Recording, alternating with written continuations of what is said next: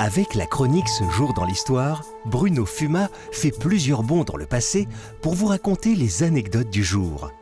En 3 minutes, découvrez ou redécouvrez les petites et la grande histoire. Ce jour dans l'histoire, c'est du lundi au vendredi à 12h55 sur RCF et quand vous le voulez sur rcf.fr. Bonjour Théo Moy. Bonjour. Journaliste à la Croix, il est des jours où l'actualité est plus légère que d'autres. En ce moment, écrire un billet pour une matinale, ça n'est pas facile. Et oui, pour ceux qui en doutaient encore, tenir une chronique d'actualité le matin à la radio est un vrai défi. Le désespoir nous guette quand les dernières nouvelles consistent en une liste de bombardements, corps retrouvés, personnes disparues ou nouvel attentat. Chez l'auditeur, elle peut provoquer une envie irrépressible de se cacher la tête sous l'oreiller, voire de d'éteindre carrément le poste.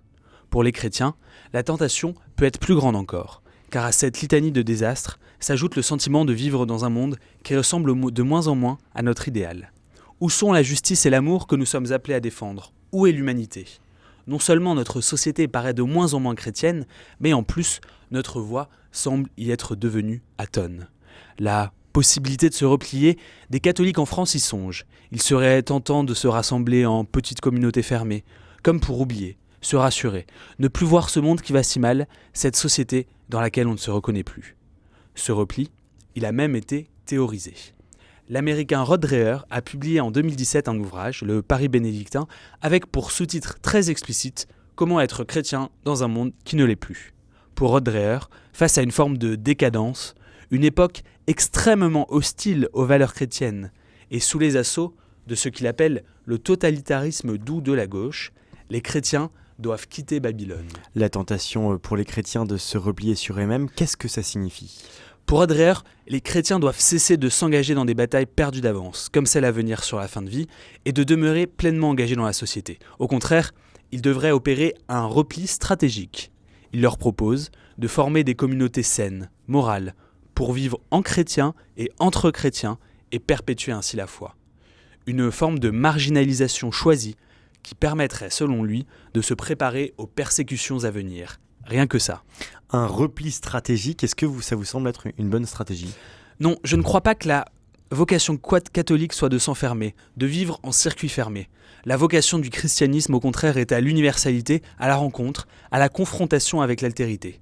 Dans un monde en souffrance, les chrétiens ont aussi une responsabilité, celle d'apporter un soin et peut-être une espérance. Mais il y a aussi une troisième voie. Une troisième voie ? Je pense à celle que promeut Gauthier Besse dans son dernier livre « Nos futurs ».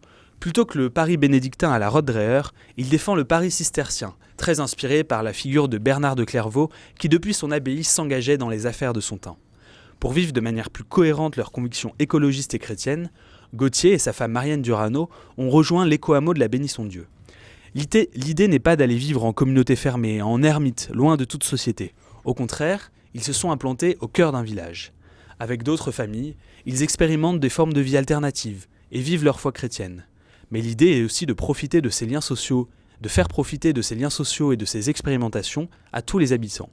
Prendre soin des siens et faire du bien autour de nous, voilà probablement une bonne recette pour ne pas se planquer sous l'oreiller face à ce monde effrayant. Et vous me faites une excellente transition puisque dans 10 minutes, Gauthier Besse sera notre invité sur RCF. Ce sera l'invité de la matinale. Merci beaucoup Théo Moy, vous écoutez RCF, bienvenue, il est 7h.